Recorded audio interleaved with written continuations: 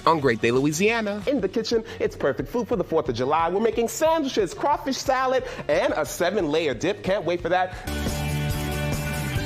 Plus, look, many of us are getting our menus finalized for the 4th of July bashes throughout this weekend. Cookbook author Brian Tice is in the Winn-Dixie kitchen to help. You can't wait to see what he is cooking for us. I can't wait either, okay?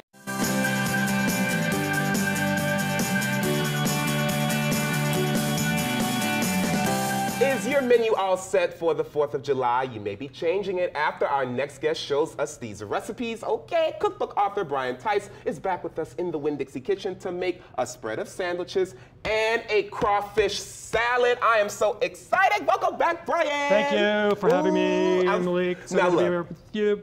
I said sandwiches, right? But these sandwiches are going to be upgraded, everybody. This is actually like a Scandinavian sandwich you're doing for us? This is a Scandinavian smorgasbord of open-faced sandwiches, which they call smörgåsbord. That's my best Danish accent. And it's a piece of bread, and then you just can go wild putting whatever you want on there. And so it's perfect, you know, buffet-style food for the 4th of July. I love it. That's why I thought of it. Plus, I'm going to Scandinavia in a couple of weeks, and I always like to investigate the food before I go and make some myself. So well, I I'm can ready to compare investigate mine it to as theirs. well. It's going to be great. So I see you've done it here for us already because it takes a lot of different steps. It looks beautiful. Yes. What did we put on the smorgasbord? Yes, these are really the finished open-faced sandwiches right here. This is roast beef and their remoulade sauce, which is mostly about dill. It's delicious. It's different than our remoulade here in New Orleans. So, and you've got, you know, of course, the red onion is perfect with that. This is bacon, egg, and tomato with a caper vinaigrette. Which if you've never had is delicious and so bright and spicy. And then this is the crawfish salad, which is interesting because they do a crawfish boil in summer as well when crawfish are in season. They you know, use different things than we do. They don't do potatoes and corn. Instead, they use beer and dill.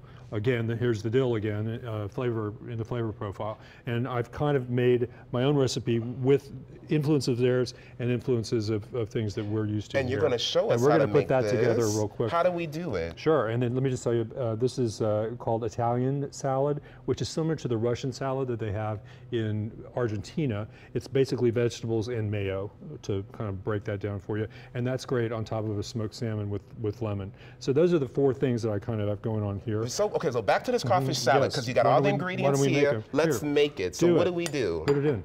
Okay, so we start with some crawfish tails. Crawfish. All of it? Yeah. Okay, good. Yeah, it's a holiday, everybody. Come on, let's celebrate. Okay. Yummy. Then we have red onion. I love a red onion. For flavor. Okay. And then we have green onion for color. Yes. Looks like money. Come on. And then here's that dill I was speaking of. Yes. Which is really a signature flavor for them. Yummy. This is a good one, even though it's Halloween, not 4th of July. If you Halloween can see can that. be all Put the your time mayo in there. Yes, that's true. And you know, this dish is a little bit, you know, unique to you. This is your take on it. What types of things did you add to it to make it be a little bit more Brian Tice? Well, the fact that there is lemon juice in it and the red onion and the scallion is not necessarily things that you would do in a Swedish one. So here's your lemon juice. Let's pour it Allow in me there. Salt and pepper. This is so fun. You can start to stir in. Okay. Now, while I do this, I got to ask you a little bit more. So I Sure. love how you mentioned earlier that you like to study the cuisine before you go on a trip, and you're headed over to that area in July. I'm in 4 different countries. I'm starting in Finland. I'm going to the Lake Country in Finland, which is going to be really exciting, but also Helsinki. Then on to Stockholm for a couple of days.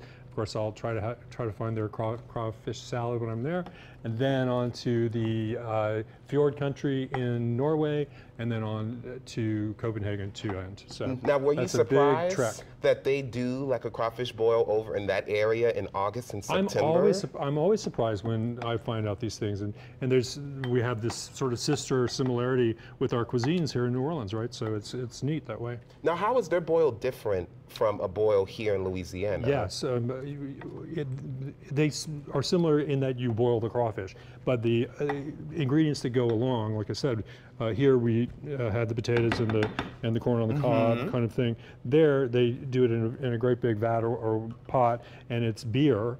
It's in the boil? Aquavit is, I think, what they might use sometimes. That's what they drink along with it. Just like here, a crawfish boil is a great excuse to get really wasted.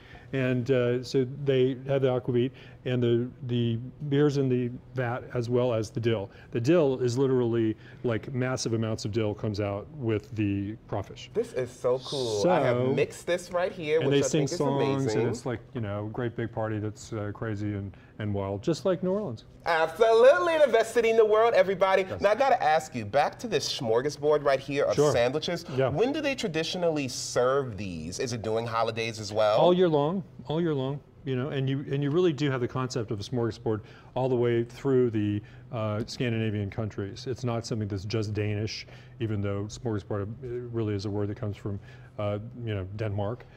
But you've got the same thing going on in Sweden, certainly in Norway and everywhere else. And what's the bread? This is a unique bread. That bread is the closest thing I could get to their ragbrod, which is a rye yeast bread that they use. This is a sunflower seed bread, and it's, I think, very close to what you would get there. It's very hard to get their bread here. The crawfish salad is amazing, and you know, during the commercial break, I'm going to eat this sandwich. Okay, look, Brian, can you stick around for another recipe? Yes, I can. All right, perfect. Look, everybody, we're going to go south of the border when we get back. Yes, I can't wait. Look, if you want more great recipes, everybody, check out Brian's cookbook, The Infinite Feast. You can purchase a copy by logging onto his website, theinfinitefeast.com. Stick with us, everybody. We'll be right back with more from Brian Tice.